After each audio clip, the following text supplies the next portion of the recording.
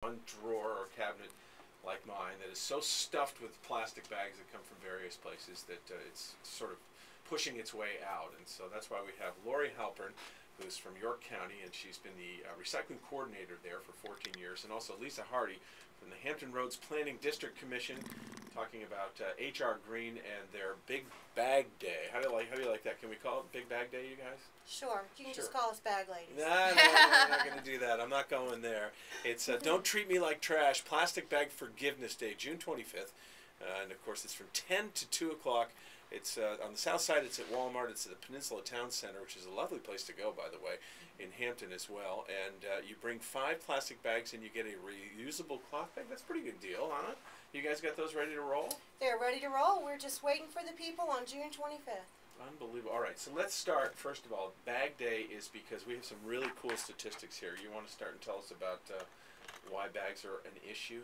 Go ahead. Sure. We've got about 3,850,000 tons of plastic bags and wraps that are generated each year, and only about 360,000 tons of those are actually recycled. So that means we've got 3,490,000 tons that are thrown away. So those are a lot of bags that are in our landfills that are perhaps just being tossed out in the trash but then blown away into our local waterways and causing a real litter problem around Hampton Roads. It's pretty across the world, right? I mean, everywhere that's the case.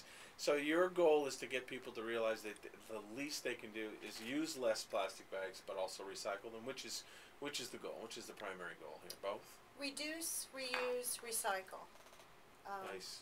So, they have 3 options. We all have 3 options. And any of those options is better than putting them in a landfill or letting them blow away as litter and end up in a tree or a cotton field. Yeah, and when they get in the tree, it's really hard to get them out. Have you noticed that?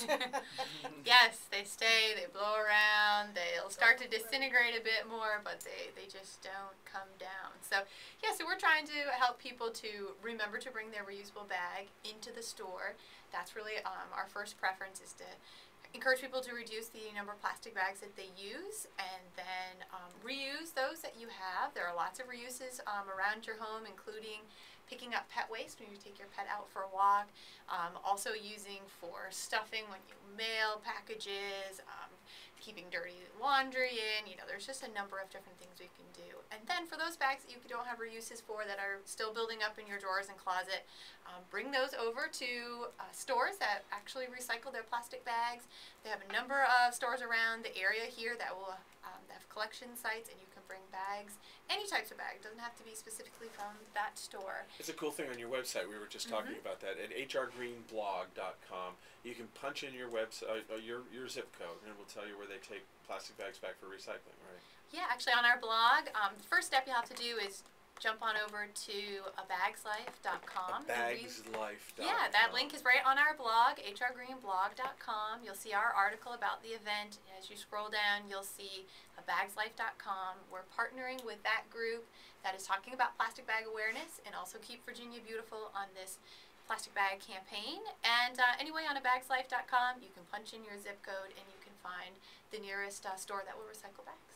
Now, Laurie Halperin, you run the York County recycling area. I live in Williamsburg. One thing I noticed was I would see sometimes where people would have, for instance, they'd move in or they'd buy something new, and they'd take all their boxes and they'd stuff them in the trash cans as opposed to recycling them. Have people gotten better about realizing that that's all the stuff you're supposed to be recycling? I don't know.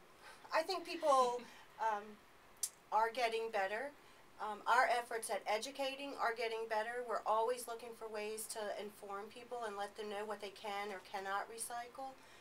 If you are a new resident and you are moving in, just call our office. We'll take as many as you have, but we just like to know ahead of time if they have a large number. You can put cardboard boxes out with your curbside recycling bin every week, though.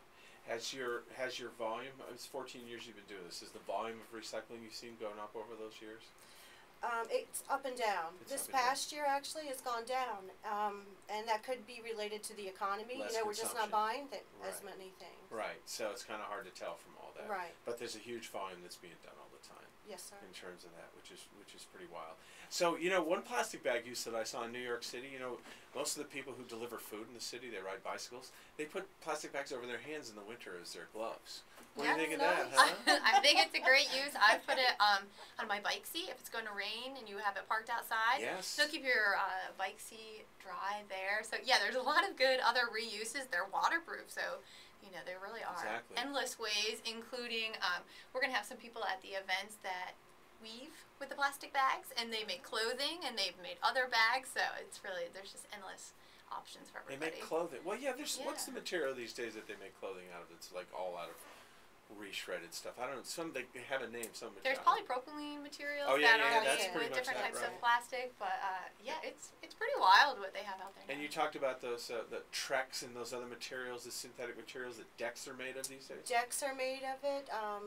Plastic lumber we used to call it. Now it's Trex. But there are many decks in our area that have been made with Trex, and Trex is formulated out of plastic bags, among other things, but they need plastic bags to make it. Which makes it a lot better than the old arsenic-dipped, pressure-treated wood that you used to have out there, right? Exactly. Which is also not so good for the water. We want to come back. We want to talk about beautification, stormwater, basically the other initiatives of HRGreen. Will you guys stick around a little bit? Absolutely. It's askhrgreen.org. It's 1:34 on the time. Good afternoon.